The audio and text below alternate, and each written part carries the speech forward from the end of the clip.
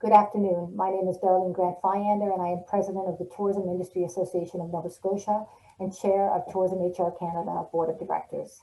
On behalf of the Board of Tourism HR Canada, welcome, bonjour, thank you for joining us for this year's Labour Market Forum. Before we begin, we would like to acknowledge that across Canada, we are meeting on lands that have been inhabited by Indigenous peoples from the beginning. Tourism HR Canada acknowledges that our offices located in Ottawa are on the unceded, unsurrendered territory of the Anishinaabe Algonquin Nation, whose presence here reaches back to time immemorial. We also respect and reaffirm the inherent and treaty rights of all Indigenous peoples across the land. Tourism HR Canada will continue to honor the commitments to self-determination and sovereignty. We invite all delegates today to join us in thoughtfully considering how we can each move forward in a spirit of reconciliation and collaboration. This year's forum is perhaps more important than ever. 2020 was the year the world changed. COVID-19 has decimated Canada's tourism industry, causing significant disruption to the tourism labor market and amplifying workforce issues. It was just 1 year ago when the World Health Organization declared the pandemic. Within weeks, 882,000 tourism workers were without jobs. Tourism in Canada was first hit, hardest hit, and will be the last to recover. Restarting the economy depends greatly on the ability of the sector to rebound, which will enable reemployment and redeployment of hundreds of thousands of displaced workers, disproportionately made up of women, youth, and immigrants. Tourism plays a key role in supporting businesses across Canada. 1 in 10 Canadians work in the tourism industry, which represents nearly 2 million jobs. Tourism employees are within all regions of Canada, every province and territory, and every electoral riding. Tourism enhances communities. With every dollar invested in tourism, another 3.2 is generated on main streets. Tourism has the highest multiplier effect of any sector. Most importantly, tourism enhances the social, cultural, and overall quality of life for Canadians. Recovery of the sector is essential to the recovery of the economy, and this is only possible with a comprehensive strategy to restart the tourism workforce. This annual Labour Market Forum is one of the main opportunities to help shape that strategy. For the first time, this annual event is being held virtually, and although the format is different, the goal remains the same. Our singular aim is to hear from you, to create a dialogue while exploring the many workforce issues that we face. It's your feedback that will help shape recommendations to inform policy and programs. Joining you today are colleagues from across Canada. We have leaders from businesses, associations, governments, researchers, and academia. It's a fairly exclusive but inclusive group. This event is possible because of the generosity of the Government of Canada and their continued support for the important work that Tourism HR Canada does on behalf of the tourism industry. It's more than the funding that makes a difference. We want to acknowledge the important contributions and the hard work of the public servants in helping us build a resilient, competitive, and inclusive tourism labor market. We also want to acknowledge the team at TIAC. As our virtual event planners, their guidance and technical support will ensure this event is a success over the next couple days. And a shout out to Beth Potter, whose first day as new president of TIAC is today. Beth, it's great to have you join us in this capacity and in your continued role as one of the board of directors of Tourism HR Canada. Strong alignment and integration by the national associations with Tourism HR Canada will be crucial as we stabilize and rebuild Canada's tourism industry. Over the next couple days, I challenge all of you to think about innovation as it relates to how we begin the daunting task of rethinking and rebuilding Canada's tourism workforce.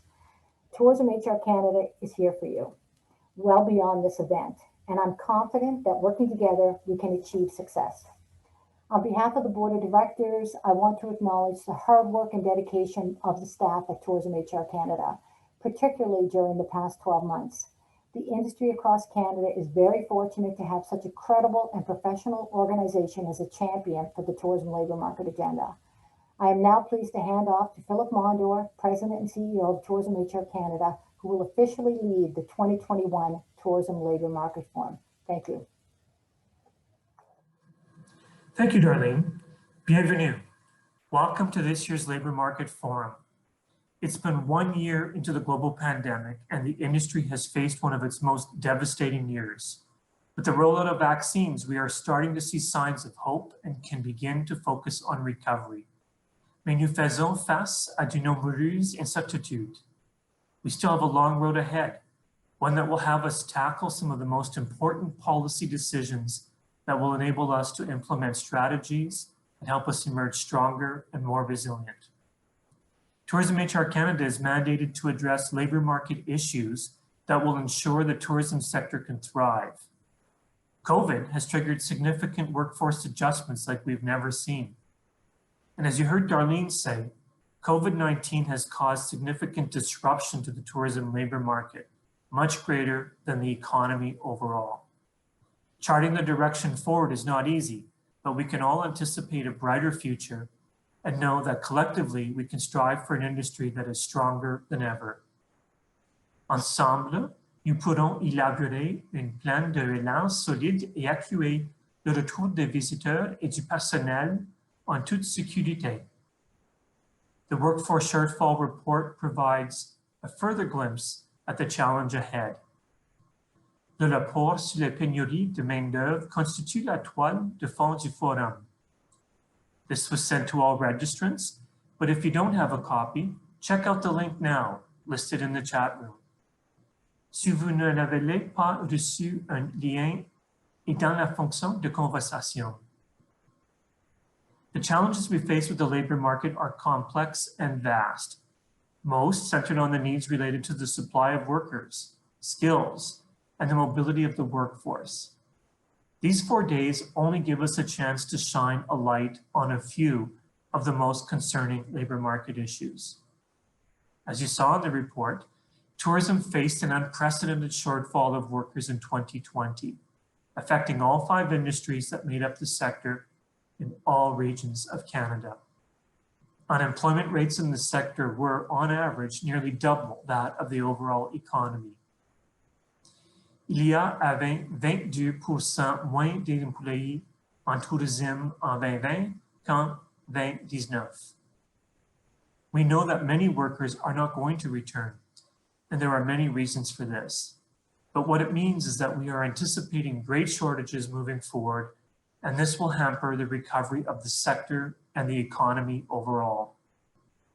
Most people affected by job loss were frontline customer-facing roles, and ones filled by students or workers seeking casual or part-time employment. Hundreds of thousands of these people are the most vulnerable. Our sector has always served as a safety net, an opportunity for people, for first jobbers, those needing essential Canadian work experience, are people seeking supplemental income. This is why the report emphasizes the prioritizing of redeployment and reemployment, and recognizing that skilling and upskilling are essential. We also know that businesses will need to rely on community-based planning and strategies. This will be key to attracting and retaining talent. And continued, robust, timely labor market research is foundational to our efforts. Our decisions must be informed by the best information we can get. And more than ever, the ongoing generation of new data is needed. You're going to hear about all these things and more over the next 4 days. Nous discuterons de ces sujets et plus encore au cours du forum. First up today is our national panel. This group is helping set the stage. Their experiences and insights will start to get you thinking about the severe impacts COVID has had on the industry and how this impacts labor. La première séance donnera un aperçu de ce qui est nécessaire pour aider à récupérer la main-d'œuvre. First, you'll hear from Vince Accardi from the Tourism Industry Association of Canada. Then, we'll have Alana Baker from the Hotel Association, followed by Olivier Bourbeau from Restaurants Canada. And on Wednesday, we've dedicated an entire session to hearing from the Indigenous Tourism Association of Canada. Many other voices from provincial, territorial, and other national associations are captured in the research that led up to the forum. Throughout the past year, Tourism HR Canada conducted extensive market research reaching hundreds of tourism stakeholders through virtual focus groups and surveys, and by tapping to the newest data from Stats Canada and others. The forum is built on several of the findings from these consultations. And the forum itself is a very important event that enables us to hear from you, to start to solidify policy recommendations that we hope will set us on a strategic path of recovery and prosperity. But it doesn't end here either. There is ongoing work after the forum, and you hear more from us on this later. We really need to hear from you. Nous vous demandons de partager vos idées et vos expériences. This forum is designed to have you feed into the subjects that are presented. Aside from our opening session, you will be encouraged to use the chat function. And most importantly, you'll be directed to a mini survey or questionnaire after each presentation. We built in time to give you a chance to give us your thoughts, in English or French. Nous vous encourageons d'utiliser les fonctions de conversation et de répondre à l'enquête pour chaque séance. Un lien sera fourni vers la fin de chaque présentation. Although most sessions are in English, all PowerPoints from any session have been or will be translated. Dit que le matériel traduit sera disponible, il sera publié et vous en serez informé. I want to leave you with one final note before we hear from the national associations. It's taken directly from the shortfall report, something I think is important to keep in mind as you contribute to this year's discussions. A critical shortage of skilled labor hampers growth and recovery and contributes to higher operating costs and reduced profits. Without workers, businesses forego investments and lose their ability to compete, staff burn out, and ultimately customers get angry and turned off. This is not the image we want for Canadian tourism. Nous devons renforcer la coordination et la cohérence au moyen de stratégies pour la main-d'œuvre. Now is the time for us to recalibrate our strategies to ensure we build a resilient, competitive, and inclusive workforce that will not only accelerate recovery, but ensure the visitor economy is stronger than ever. Thank you once again. And now to Vince Accardi. Welcome, everybody. My name is Vince Accardi, and I'm the Vice President of Stakeholder Relations and Business Development for the Tourism Industry Association of Canada. I'd like to start by thanking Tourism HR Canada, Phil Mondor, and his team for inviting us to present to you today. I'd also like to acknowledge that Beth Potter, our new President and CEO, is joining us today.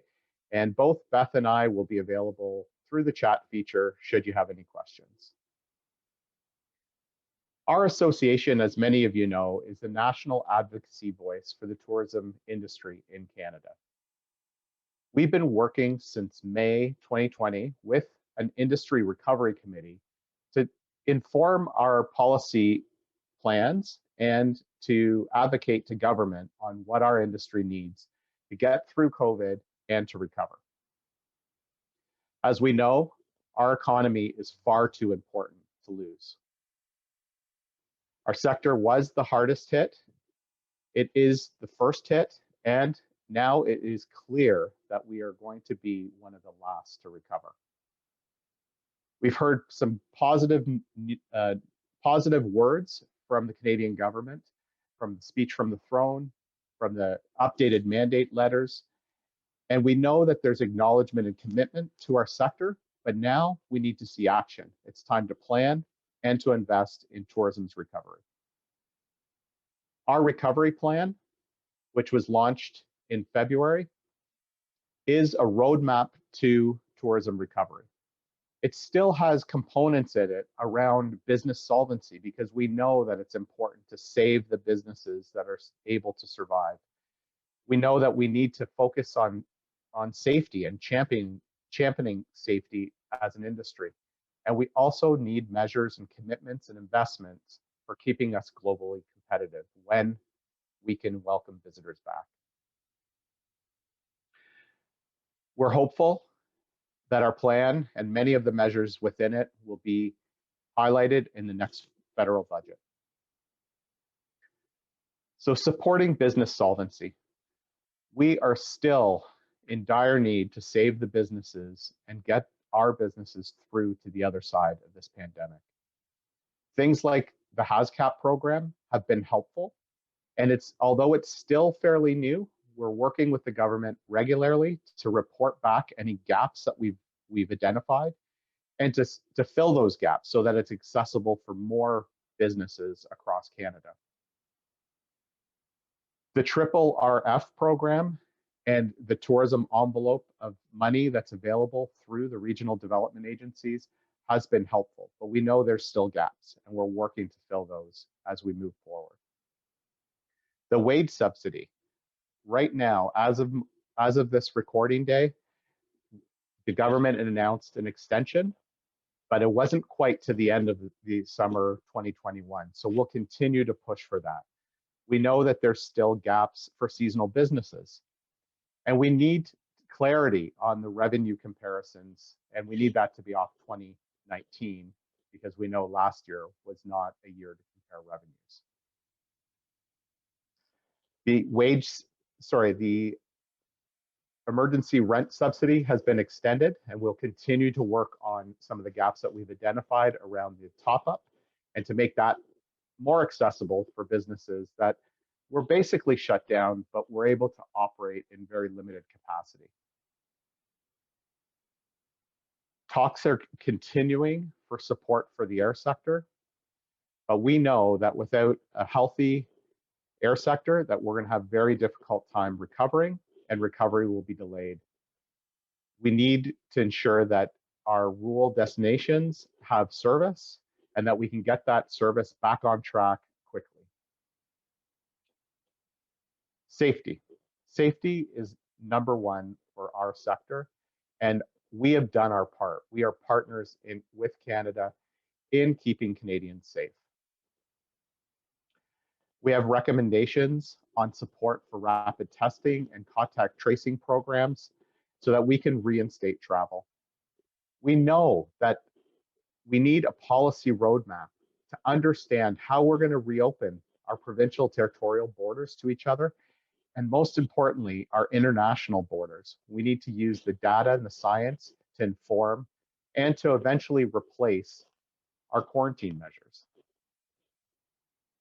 We know people will travel again. We know that they're planning. We know that they're doing research. And we hope that when we are able to travel, that we're able to get people to start thinking about Canada. And then when it's safe to do so, we can open our international borders. We're asking for a tax incentive for Canadians to visit other parts of Canada. We think that this will be a great way to unlock savings, and we understand that we need it to be flexible enough to capture all Canadians, some of those that haven't been so fortunate to be able to keep their jobs. We need to invest in our marquee tourism event programs. This is key to getting communities up and running and to support these major festivals and events that take years to plan. We do need to provide top-up funding for Destination Canada to help support the provincial, territorial, destination marketing organizations and some of the partners in this room as we look to attracting and ensuring that Canadians visit their own backyards first before they choose to go somewhere else. Business events have been hit hard. Cancellations for 2020 and now 2021 are on the books. We know that we need additional support in this area from the government, investments to help secure business events that are coming to Canada or would like to come to Canada in the future. We're losing these business events regularly to our competitors. We also believe that it's time now to reinstate our visitor GST program for international visitors.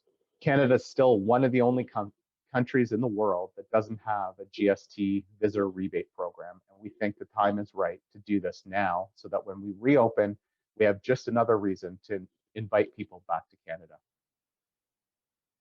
Of course, we know that our recovery is going to be hampered by labor and access to labor. We've asked for targeted funding for labor market research and skill and capacity building programs that prioritize tourism. We're very hopeful that Tourism HR Canada is the recipient of these funds, and we've supported their asks and their measures all along. We know that access to immigration programs and to ensure that those immigration programs meet the future needs of our sector is going to be key to recovery. I'd like to thank the committee, the industry committee that led the development of our plan, and many of the partners in the room today, the provincial territorial tourism industry associations, and many of you, like Phil's organization, that have supported this plan and provided us feedback on the development of this plan. We've also just come off of our recovery weeks on the Hill, and we've met with various MPs right across all parties, including presentations at an all-party tourism caucus, where everyone has supported our plan. So now is the time for the government to act, and we need your support. I'd encourage you now to grab your phones and visit tourismcounts.ca. We need your help. We need you to send a letter to your MP. It takes 2 seconds. All you do is you enter your name and your postal code and press send. Well, I'll encourage you to share that you've done that on your social media feeds with your companies, with your organizations, through their channels, and to encourage as many of your members to send letters today. We need everyone to ensure that the tourism voice is heard on the Hill and is recognized in our next budget. Thank you so much.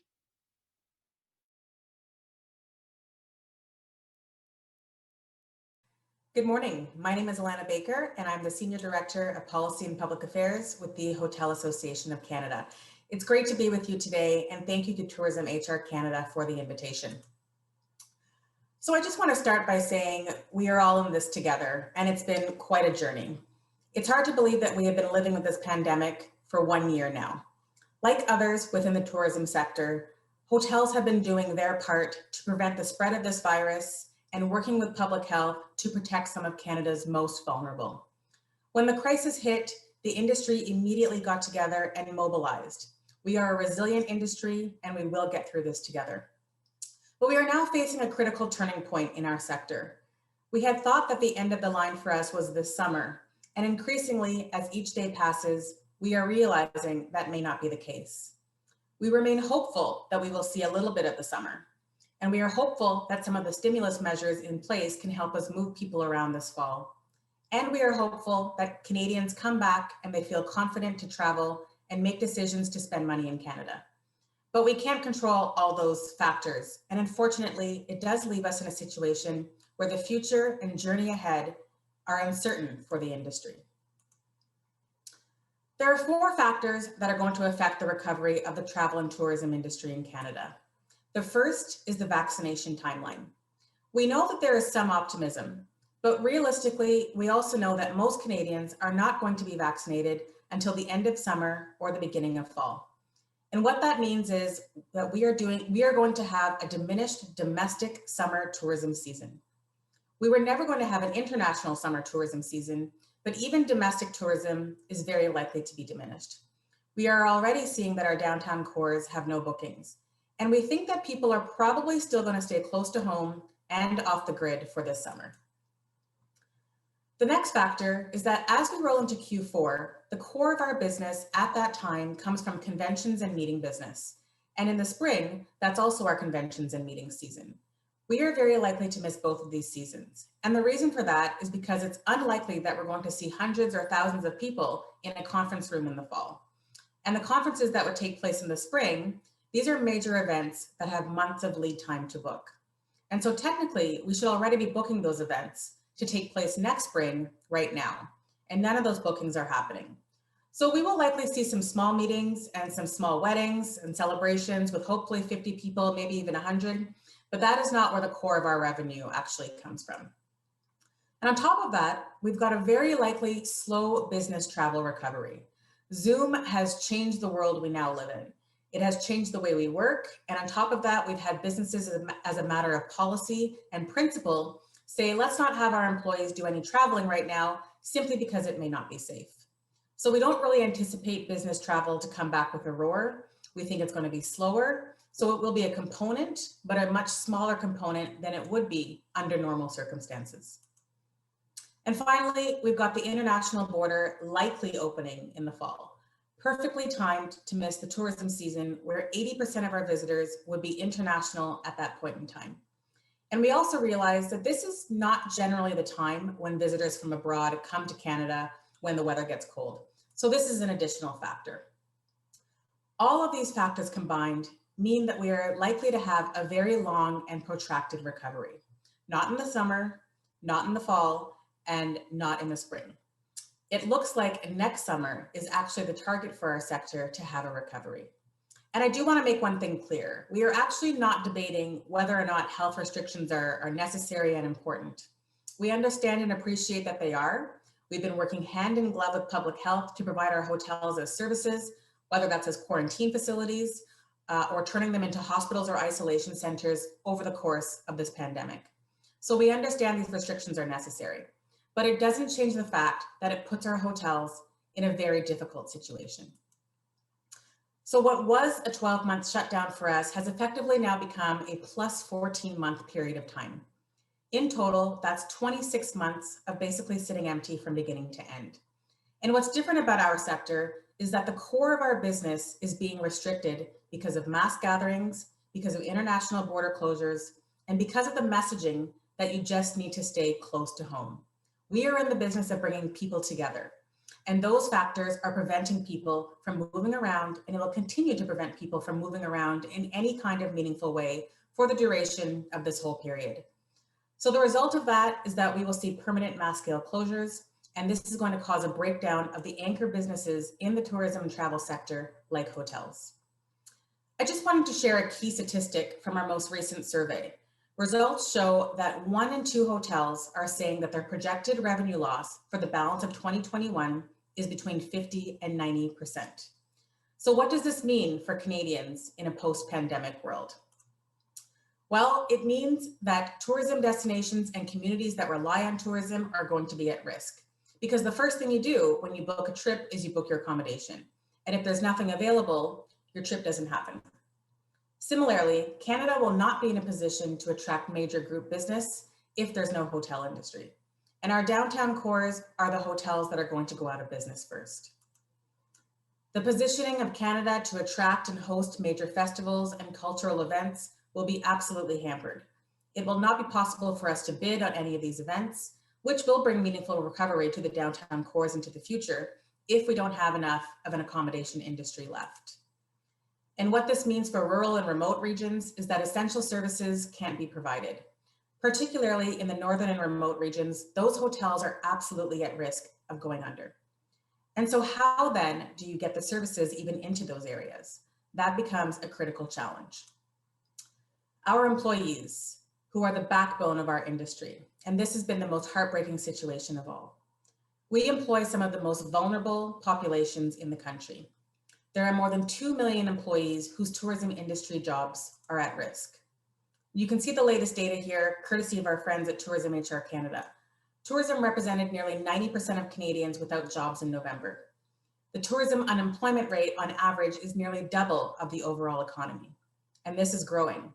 And in our sector alone, hotel employment declined by 42% since last February, which is the greatest loss of employment among all the tourism industry groups. What this means for our investors and our creditors and our owners is that they're thinking, how am I ever going to make it through another 14 months of uncertainty? And what this group needs is predictability, to know that the government is going to stand behind them and not leave them behind. And that is the single biggest ask that we have in the federal budget, because that is going to make a difference of whether they throw in the towel or whether they hang in. Without that certainty, our hotels and employees' jobs are at risk. Our survey results demonstrate that nearly 70% of respondents will be unable to stay in business without an extension and an expansion of the wage and rent subsidy programs until December 2021. Both the CEWS and CERS programs were critical for surviving the first year of the pandemic. And we are indeed thankful that the government has recently extended both programs at their current rates until June. But looking ahead, we unfortunately can't change the facts, and this is where we stand currently. In order to ensure our survival, we will need to see these changes for year 2. On the CEWS program, you see here the subsidy rate over time, peaking at 85% last summer. Now for those businesses with significant revenue loss, it's at 75%. And the key takeaway here is that the program should be extended at the 75% subsidy rate for those businesses experiencing a revenue loss of 40% or greater. On CERS, we were pleased to see the inclusion of property owners in the program to help with fixed costs such as mortgage interest, property taxes, and insurance. This is a good start, but there are still some critical gaps to fill. First, there is a fundamental inequity in the legislation that favors renters over property owners. Property owners have a higher fixed cost amount, but only a fraction of these costs are eligible. Comparably, most of a renter's fixed costs are eligible, including utilities, which are not covered for property owners. So the key recommendation here is to expand the list of qualifying overhead expenditures for property owners to more fairly cover a greater portion of their ongoing fixed costs. Secondly, the overall affiliated entity monthly cap of $300,000 limits a multi-facility owner with 4 hotels or more from gaining full access to support. This represents more than 800 hotels across Canada and 25% of our entire workforce.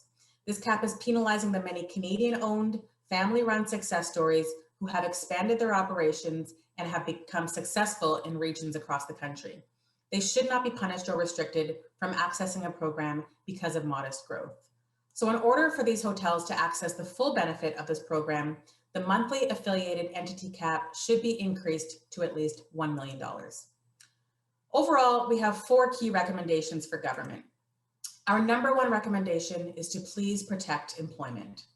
Our employees are at the heart of our industry, and we will have a hard time hanging on to them if the uncertainty is so great. We've already lost so many. So we are looking for support from government to support our employees and our businesses so that we have enough money to pay the bills and get to the other side. Extending CEWS at 75% until December 2021 is critical. But we also believe that this program, in the next iteration, once we start to peel away from some of the other sectors in the economy who are on their way to recovery, this will need to be targeted, in our view, to the hardest hit businesses. Recommendation number 2, on the CERS program, here a deeper level of support needs to be provided for the hardest hit. In its current form, it is not providing the amount of support that is necessary based on the numbers that we are seeing. This is a good program, but it does need some refinements and targeting to the hardest hit if it is going to hit the mark over the longer period. Recommendation number 3 is on the highly affected sector's credit availability program, or HAZCAP. This program came at the most critical time for our hoteliers, and we are thankful that it was put in place. Like any new program, it does have some growing pains, and it will be critical that early friction points are addressed as this program continues to roll out to ensure it achieves the intended objectives of sustaining hotel operations that were otherwise healthy pre-COVID. And finally, when it's safe to do so, restrictions will need to be lifted and travel reopened. As the government looks at possible ways of promoting travel, it will be important for the government to invest in a stimulus package to bring back these travelers. People will need encouragement and the confidence to travel, and the federal government can play a key role in supporting this transition by building a positive narrative around travel and indeed incentivizing Canadians to visit Canada. Taking all that into consideration, I want to end with this. Importantly, as we look towards the federal budget this spring, what we really need is support to actually make it. Because there will be no hotel industry to even stimulate in the fall if we don't see a commitment and a plan to support our survival. Our sector needs predictability around what the next 12 months will look like, which will be absolutely critical in the next budget in order to protect hotel businesses and their employees. Thank you again for the opportunity to be with you today, and I look forward to continued collaboration. My contact details are on the screen. Please feel free to reach out at any time. Enjoy the rest of the forum. Hello, I'm Olivier Bourbeau, Vice President, Federal in Quebec at Restaurants Canada. For those who are less familiar with our organization, Restaurants Canada is a national industry association representing the voice of food service, a key component of the tourism and hospitality landscape. Before the COVID-19 pandemic started, Canada's restaurant industry was a $95 billion industry with 1.2 million employees, being the fourth largest source of private sector jobs in Canada. Let's talk about what it takes to run a restaurant. Restaurant operators are passionate people who put their sweat and blood, well, not literally, of course. So let's say their money, their energy, and their entire heart in everything they do best to best serve their community. Can you believe that an average restaurant in Canada has a pre-tax profit of just $33,000? Indeed, for every $10 spent in a restaurant, the owner will make about 42 cents. The rest goes to paying wages and benefits, food and beverage costs, and other operating expenses. Essentially, for every dollar spent in the restaurant, 95 cents is being reinvested in the economy. Now, before we jump into the COVID breakdown, I'd like to remind you that the restaurant industry was the fastest growing major industry, and that based on the numbers from the entire last decade. From 2010 to 2019, restaurant industry grew by 33%. At the end of 2019, our industry had grown up to 95 billion in annual sales, as I said, which is more than double compared to 2000. We were on our way to get to 100 billion in sales, and then COVID breakdown hit the world. Okay, let's talk about HR now. After all, this is what brings us all together here, right? As I highlighted before, the restaurant industry counted pre-COVID 1.2 million employees. As you know, provinces have responded differently, with some managing to keep businesses open for most of the pandemic, while others have put businesses through months and months of total lockdown. As we speak, in Ontario and Quebec, there are still extreme restriction measures which keep restaurants closed. So far, 1 out of 10 restaurants in Canada has closed permanently. Should the current situation continue for another 6 months, half of restaurants still open expect to permanently close down, mostly in the more restrictive provinces, obviously, but also in major cities where city centers have never been as empty as they are right now. And we know that our fellow hotel industry owners feel the same thing. In terms of workforce, 1 out of every 5 jobs lost during the initial lockdown from March to April 2020 was in Canada's restaurant sector. During this period, more than 800,000 food service workers lost their jobs or had their hours of work reduced to 0. According to the January 2021 labor force survey from Statistics Canada, even with reopening that is taking place progressively, there are still more than 380,000 fewer jobs in Canadian restaurant industry than there were before the pandemic started. At least 63,000 food service and accommodation employees are not currently working any hours. At a time when the majority of the other industries have recovered an average of 90% of their jobs, the restaurant industry has still not recovered more than half of its pandemic job losses. We are still waiting for nearly 450,000 jobs to come back.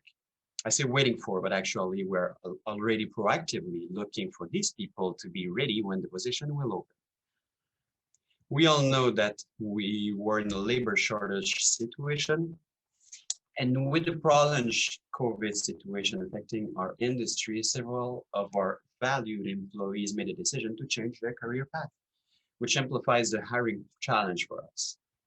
Knowing that the demographic pyramid will escalate that labor problem, we are looking into ways to attract talent in our industry, and immigration is definitely one of them. It comes with its share of challenges, but it is worth it, especially since immigrants enrich our industry from their culture to our table.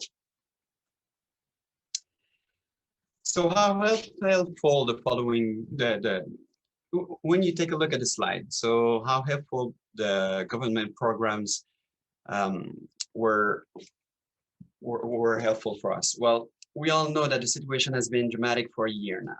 Some of the restaurants in Canada were able to pivot and adapt as quickly as possible to survive, but as I say, majority of them are surviving at a slow heartbeat. Restaurants Canada has been working extremely hard from the beginning of the crisis in order to get support from federal and provincial governments. Our tireless advocacy made different supports available for our restaurants owner, notably under the wage and the rent subsidies, as well as grants and forgivable loans for small businesses. But it is not an end in itself. Restaurants will take, in the vast majority, at least 12 months to return to profitability. Considering that, we all understand that the support must continue after COVID fire starts to go out. Indeed, we need our governments to help us relaunch the industry. Speaking of relaunch, restaurant operators have worked so hard to adapt to the different COVID health and safety measures so they could reopen and continue to serve customers. As a matter of fact, the average restaurant has invested $35,000 in COVID-related safety materials, staff training, and other measures. So what we need now is to get out of the COVID cycle, the cycle in which restaurants open, close, and open again until they reopen for good, providing us a real chance to bring our industry alive again. And here I'm gonna say a couple of words in French. Ce qui va être très, très important pour nous, c'est de réouvrir les restaurants pour de bon.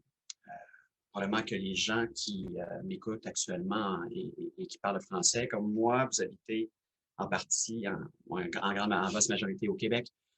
On le sait au Québec, ce qui s'est passé, c'est qu'il y a eu la fermeture, il y a eu une ouverture, il y a eu une autre fermeture, et là, il y a à peu près, en date d'aujourd'hui, 40% de la province qui est réouverte. On ne veut pas que ça referme à nouveau. Et oui, on a eu énormément de pertes avec la nourriture, tout ça, lorsqu'on réouvre et on referme, bon, on perd plein d'aliments, mais plus que ça, on perd nos gens, on perd notre expertise, parce que les gens, comme je le disais tout à l'heure, bon, la première fois, sont restés à la maison, tout ça attendait, mais là, lorsqu'on a réouvert et on a refermé, ben, on commençait à se retrouver des emplois ailleurs. Donc, nous, on perd ce qui est le plus important pour nous, c'est-à-dire nos gens. Looking ahead, how long would it be for you to feel comfortable visiting a table restaurant with friends and family on a regular basis? When you take a look at this slide, restaurants owners have been investing a massive amount of equity, time, and energy in doing everything in their power to assure their clientele that restaurants are not only safe places, but the safe alternative to any private gatherings. That said, when we ask them, only 31% of Canadians say they are comfortable going to a table service restaurant with friends or family. Even by the first half of 2021, the number goes up only to 46%. Knowing that it takes 6 months to create a change of habits, we also need to understand that several consumers have now switched their food service habit from dining rooms to takeout and delivery. And I'm sure that several of you took the habit that on Friday, that's our reflex now, we order food, we order from restaurant. I know I do, I'm sure several of you do. And this is a challenge. This is going to be a challenge for us because it will take us probably another 6 months to change that habit back, to bring back people in our dining rooms. So this means that we may need to reinvent ourselves to make sure the on-site restaurant experience is even more pleasant and attractive to the consumer than before. So, what does the restaurant industry need to go from survival to revival? Well, we need our consumers back, first thing first. Then we need our employees back, as well as new ones, of course. And we need continued support for the next 12 months. Speaking of which, in terms of support, here are the recommendations that Restaurants Canada is presenting to the government and to industry partners. First thing first, labor. The Canadian Emergency Wage Subsidy, you all know, it should be extended through April 2022. Why? Because the majority of restaurants, as I said, will take 12 months to go back to profitability. Also, Restaurants Canada is proposing a restaurant relief model that includes appropriate amendments for restaurants that opened in 2020 ongoing recognition and support for our industry as hardest hit. Now, labor shortage, EI and immigration. Restaurants Canada supports employment measures. Therefore, we recommend that the federal government puts the emphasis on the return to work policy instead of generous programs keeping workers out of the employment cycle. Restaurants Canada asks the federal and provincial governments to facilitate immigration, especially for positions requiring fewer credentials, as well as temporary workers. And finally, the fixed costs.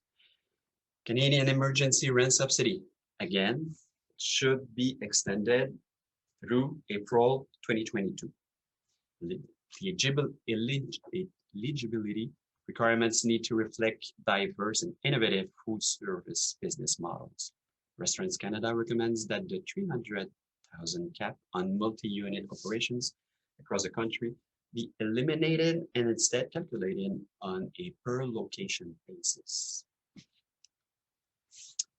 Now it is time for Q&A, and please do not hesitate to contact me should you have any questions later. So take a minute or take a second to note my email just there, and you can reach out to me at any time.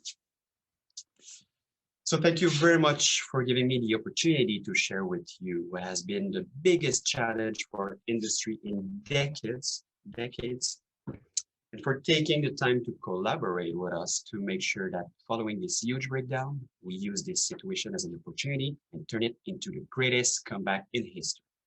Thank you very much.